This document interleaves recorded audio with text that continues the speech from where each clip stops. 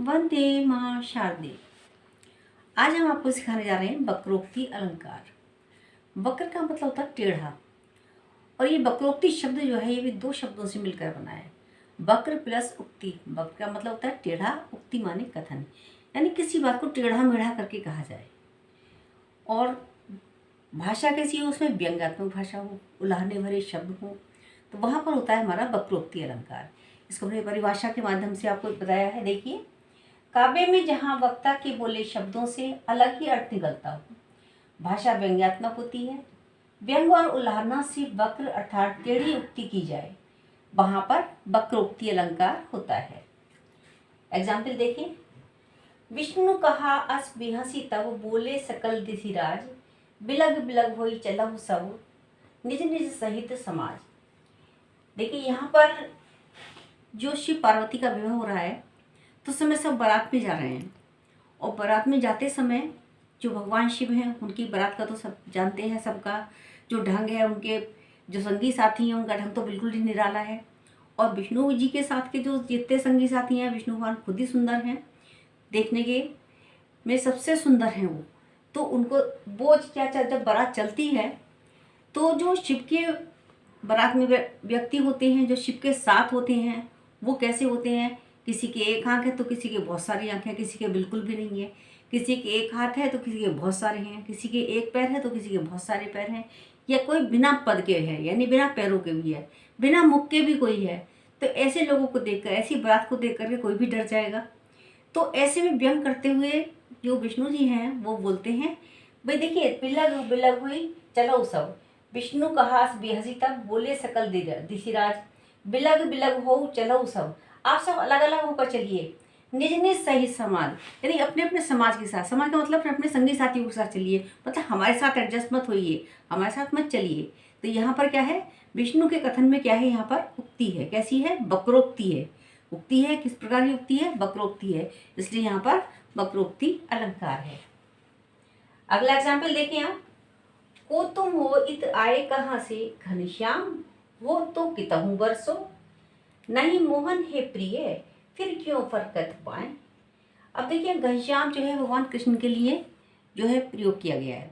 उनको घनश्याम नाम भी है, और घनश्याम का मतलब काले बादल भी है। एक तरीके से श्लेष अलंकार भी हो सकता है कि एक ही शब्द में दो अर्थ चिपके हुए हैं, यानी श्लेष का अर्थ हमने आपको बताया, श्लेष का अर्थ क्या होता है? चिपका हुआ।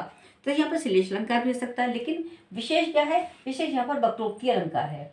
देखिए, को तुम हो, तुम यहाँ कौन हो? इत आए कहाँ से, यहाँ कहाँ से आए हो? घनश्याम हो तो कितहु बरसो, यदि तुम काले बादल हो तो कहीं जाकर और बरसो, वहां वर्षा करो जाकर के। अब इसका उत्तर देते हुए कृष्ण क्या कहते हैं? नहीं मोहन मैं नोहन हूँ, नहीं ये प्रिय मैं मोहन हूँ, फिर क्यों परकत पाए, फिर कि तुम्हारे पैर क्यों फड़क रहे हैं। अर्थात यहाँ पर कौन सा अलंकार है? वक्रोक्ति अलंकार है। देखिए, अब इस वाले पहले ही कथन में घनश्याम हो तो कितहु बरसो, अगर तुम काले बादल हो तो कहीं और जाकर के बरसो, क्या मतलब उनके पर वक्रोक्ति कही गई है, यानी बात को जो है व्यंग्यात्मक भाषा में कही गई है। तो यहाँ पर कौन सा अलंकार है? वक्रोक्ति अलंकार है। आगे अगला देखिए, सांच कहो तुम जो अपनी सो, बूझती बात निदानी, सूर्य श्याम जब तुम्हें पठायो, तब न कहूँ मुस्काने। देखिए, यहाँ पर जो आपको थोड़ा सा प्रसंग बता दूं किस समय का वर्णन है। जिस समय भगवान कृष्ण जो हैं ब्रज छोड़कर मथुरा चले जाते हैं, और वहाँ से उद्धव जी को भेजते हैं कि भाई जाओ तुम गोपियों को समझाओ बुझाओ कि वो हमें भूल जाएं, और भूल करके योग सीखें और निर्गुण की उपासना करें। तो गोपियाँ उनको जो है उलाहने भरे शब्दों में उनको जो है बोलती हैं, क्या कहती हैं कि तुम सच्ची सच्ची बताओ, तुम्हें अपनी ही कसम है, अपनी तुम जो अपनी सो ब्रजभाषा में है, अपनी सौ तुम्हें अपनी ही कसम है, बूझती बात निदाने, क्या तुम्हें उन्होंने कोई बात का निदान करने के लिए यहाँ भेजा है?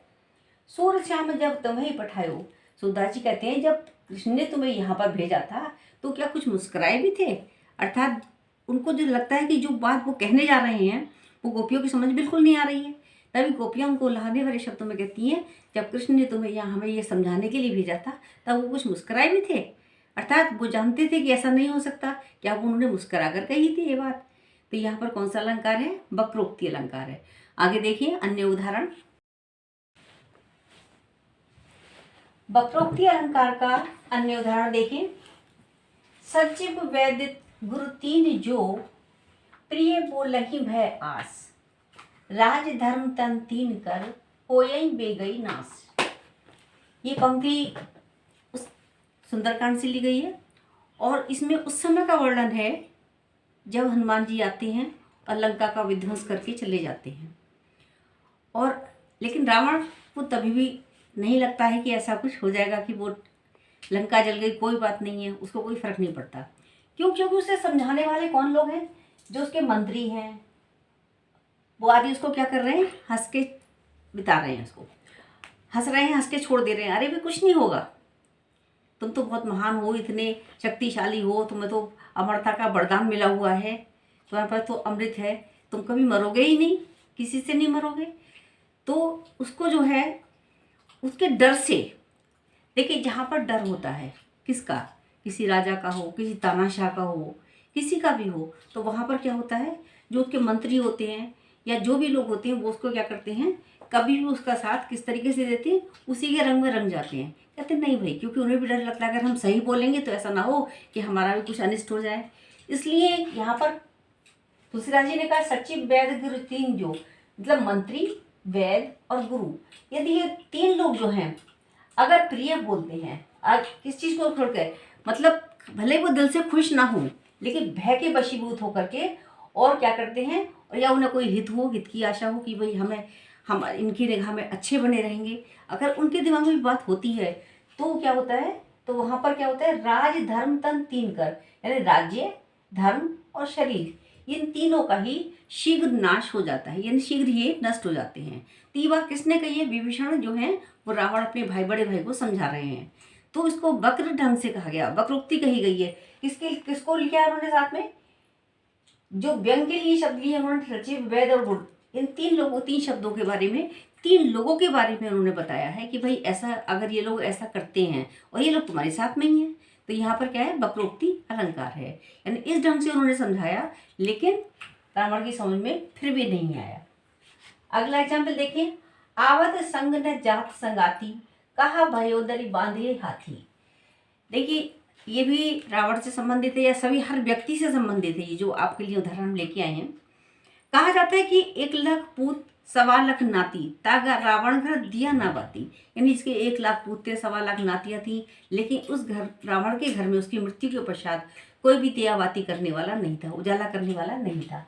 तो यहाँ पर भी यही कहा गया है, ना कोई साथ आता है ना कोई साथ जाता है। चाहे भले ही आपके पास कितना धन है, दौलत है, ऐश है, आराम है, सब कुछ है, चाहे आपके घर के द्वार पर हाथी क्यों ना बंधे हो, लेकिन आपके लिए कुछ भी, आपके साथ कुछ भी नहीं जाएगा। आपके साथ क्या जाएंगे? आपके अच्छे कर्म ही जाएंगे। यहाँ भी वक्रोक्ति ढंग से कहा गया है, वक्र ढंग से कहा गया है, तो कौन सा अलंकार है? वक्रोक्ति अलंकार है। अब देखिए ये आपका है अगला एग्जाम्पल, जाके पैर न फटी बेवाई, सो क्या जाने पीर पर आई। यानी कहते हैं जिसको खुद को दुख का एहसास ना हो, जिसके पैर में कभी, मतलब जिस पैर में कांटा ना चुभता, किसी को कभी कोई दुख की अनुभूति ना हुई हो, तो वो दूसरे की पीड़ा को क्या जान सकता है। तो किस ढंग से कहा गया है? जिस व्यक्ति ने कभी कुछ दुख देखा ही ना हो, तो उसको भी यहाँ पर वक्र ढंग से किया गया। क्या है यहाँ पर? वक्रोक्ति अलंकार है। पर घर घालक लाज न भीरा, बांझ की जान प्रसव की पीरा। यहाँ पर पार्वती जी की माँ मैना, वो नारद जी को लाना देती हैं, उनको व्यंग करती हैं उनके ऊपर। देखिए तुम्हारे ना तो घर गृहस्थी है, ना संसार है, ना तुम विवाहित हो, ना तुम्हारे संतान भी कोई नहीं है, तो तुम्हारी पीड़ा को क्या जान सकते हो। यानी तुम्हें मेरा घर उजाड़ते, घालक माने नष्ट करने वाले, लाज नबीरा, यानी दूसरे घर उजाड़ने में, दूसरे घर नष्ट करने में या उसको समाप्त करने में तुम्हें ना कोई लाज है, ना कोई तुम्हें भय है। बांझ की जान प्रसव की पीड़ा, यानी तुम हमारे दुख को क्या जान सकते हो, अर्थात तुम्हारा दुख नहीं समझ सकते, तुमने तो मेरा घर उजाड़ ही दिया है। तो यहाँ पर मैना के जो शब्द हैं, पार्वती की माँ के जो शब्द हैं, वो क्या हैं? व्यंग्यात्मक हैं, वक्रोक्ति हैं, वक्र ढंग से कहे गए नारद जी के लिए। यहाँ पर वक्रोक्ति अलंकार है। और अंतिम देखें, ये हम पहले भी करा चुके हैं, आपको दोबारा फिर से देख लीजिए। मधुबन तुम कत रहत हरे, पहले हमने बताया जैसे मानवीयकरण अलंकार है, और वास्तव में है भी मानवीयकरण अलंकार, लेकिन मानवीयकरण के अलावा यहाँ पर वक्रोक्ति अलंकार भी है। क्यों? क्योंकि वो जो है लाना दे रही हैं मधुवन को, यानी जो उपवन है, बागीचा है, मधुवन है, वो हरा भरा है। कब हरा भरा है? जब कृष्ण ब्रज छोड़कर मथुरा चले गए हैं। तो उसको उलाहना देती हुई वक्र शब्दों से यानी टेढ़े मेढ़े शब्दों से उनको व्यंग करते हुए कहती हैं, क्या कहती हैं? मधुवन तुम क्यों हरे भरे हो, विरह वियोग श्याम सुंदर के ठाड़े क्यों न जरे। यानी भगवान कृष्ण के चले जाने के बाद तुम खड़े खड़े क्यों नहीं जल गए। तुम्हारे पर नई नई कोमलें आ रही हैं, कोपलें आ रही हैं, पत्तियां धारण कर रहे हो, फूल धारण कर रहे हो और हरे भरे बने हुए हो। अर्थात तुम्हें भी क्या होना चाहिए था? तुम्हें भी हमारी तरह दुखी होना चाहिए था और ये सब कुछ नहीं करना चाहिए था। नमस्कार, धन्यवाद।